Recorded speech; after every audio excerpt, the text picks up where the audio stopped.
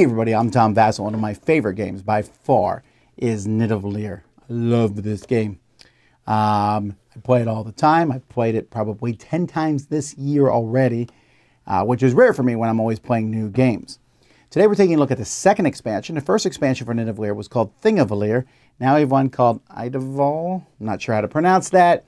But this is the second expansion, which adds mythical things, mythical animals, gods, giants to the game. Let's take a look at how it plays. So the way this expansion works is you're going to take these cards here, which are called mythology cards. You're going to take a certain number of them based on a number of players, and you're going to place them on top of the middle tavern. And you can see they match the background. For the first 3 rounds of phase 1, you'll draw cards from here that match the number of players, just like everything else. So this is going to make the game take one more turn because you're not going to go through the phase 1 cards as quickly. And so then the game plays the same and you'll be drafting these cards. So what we're going to do now is just show you what these cards do. So first we have the mythic animals. And if you collect one of these, you just put it in its rank. So there's one for each of the 5 different colors, but they all do something specific. The green one, for example, is 1 and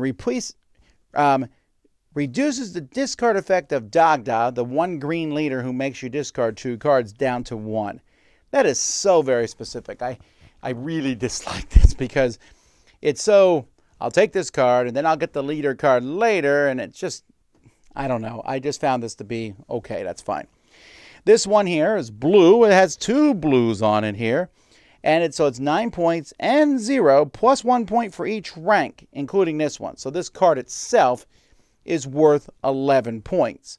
And then if you win the Explorer Distinction halfway through, you'll get 6 cards and keep 1. So that's interesting. That one's more interesting than this one. This one here is blue. Purple, sorry, at the blacksmith rank, but you also get a wild boar. Well, that's also kind of interesting. This snake here, or whatever that thing is 1 warrior, but he's +2 for every rank that you have in the warrior column, including this one. And then the squirrel here is 1 minor, and then it's a 2, but it also gives 1 bravery for every pair of zeros that you have. Again, I find this one to be too convoluted. So these 2 I'm not as interested in. I mean, I love this. It makes orange better, but still, these 3 are a little easier to understand. The Norse gods, if you get them, you get a token with them here, and you can use their ability once. Now, you'll notice that they're all worth a certain number of points, 0, 8, 8, 12, 15. Obviously, the higher the points, the less useful it is. Freya lets you switch 2 cards and 2 taverns. Big deal. But Odin, who's 0, at the end of the game, you can switch one of your neutral heroes for a different neutral hero. That's kind of interesting. Like Thor here, he can stop a discard. Well, that's fine. It's very similar to the other card I showed you. Loki here lets you reserve a card. That's my favorite of these god cards here. And then Frigg, when you pick somebody, you can get rid of them to draw 3 cards and keep 1. That's kind of useful. And in fact, that might be the first one I take because while the power is a useful power, but also Frigg's worth 12 points. The Valkyries, when you take one of them, you take this fiddly little token and put it next to their strength. I guess you can put it on the card here like this. So you see that they start at 0 and they all go up to 16, with the exception of Hildur, but we'll get to them. Whenever you do whatever it says on the top, then you get to move it down 1. So for example, this one here, whenever you win a bid and you go first, you move down. Okay, pretty interesting. You get 16 points that way. This one here, whenever you're supposed to take a coin and you can't take that coin, you get a better coin. Like, so let's say you were supposed to take a 9 and there's no 9s left and you take a 10, that's when you move it down on there. Run, when you take them, you put a token on that card, and every time you win a card of that type, you move it down. This one here, when you recruit a hero, doesn't matter, you move it down. So 2 heroes is 0, 3 is 8, 4, which is very rare in this game, gives you 16. I will never pick this card because of that, and you're also, when you take this, it's not helping you get a hero.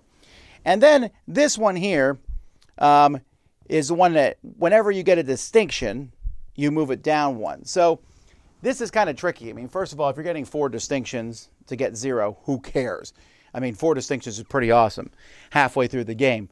And getting 3 is also pretty awesome, and getting 16 points. Again, I would never pick this one. I'm happy to win 2 distinctions. And then finally, we have the giants. When you take a giant, you'll put a capture token on them that matches that giant.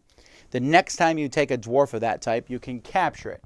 If you choose not to, then you lose the giant, which seems like a big waste of time. And you just keep the dwarf. Otherwise, you essentially capture the dwarf, discard it, and get the ability of that giant. So, like, for example, this one here, when you do that, at the end of the game, you'll add your highest coin. This is the 3rd card that lets you add your highest coin. This guy here, when you capture a minor card, then you can immediately add 2 to your coins, each of your coins. This may be my favorite card in the game, by the way. That is really, really awesome.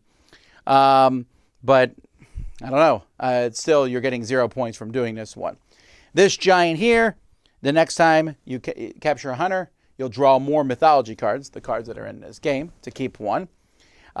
This guy here, when you capture him, this is the next blacksmith card, you get a hero card. That's pretty awesome.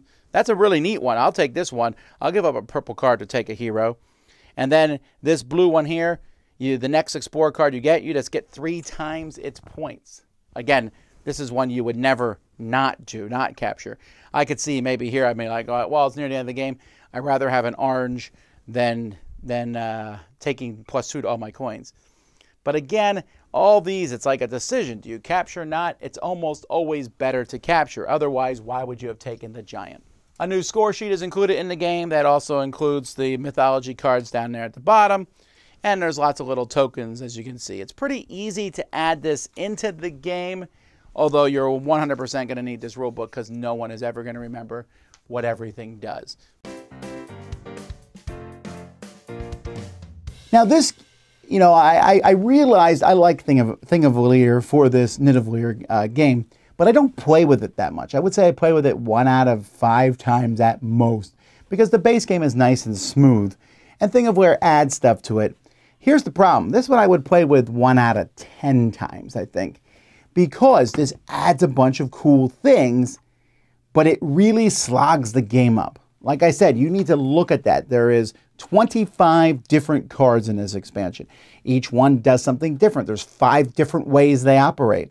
And that's going to slow the game down because it's the second bidding in the first 3 rounds. So 3 times, there's going to be certain cards out there. You're going to have to explain to everyone what they all do. Everyone's going to take them, and it adds a little too much to the game. The game already has you looking stuff up. In the original game, the first time someone gets a leader, they're like, ooh. Now, leaders aren't so difficult because they're, ooh, I'll take a color. And then maybe I'll take one of these ones that there's 5 of.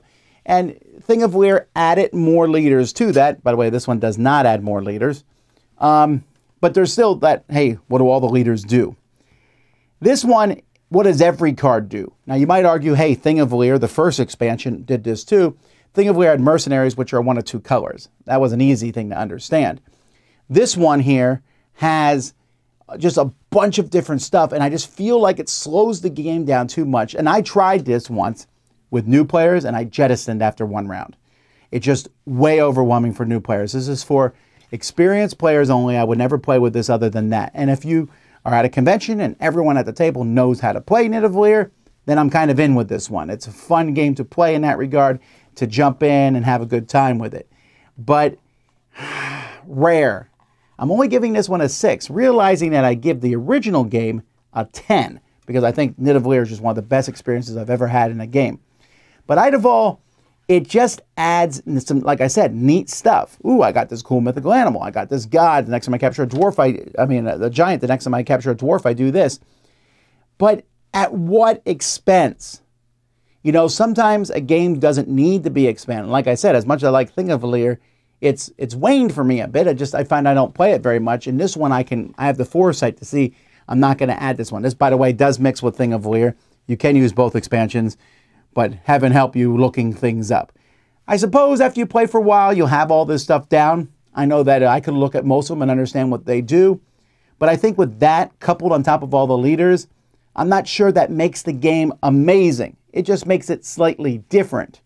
And I want my expansions to elevate the gaming experience, not complexify it a bit. So again, I'll play it if everyone knows what they're doing. Other than that, I think I'll stick with the base game. I'm Tom Vasel. You've been watching the Dice Tower.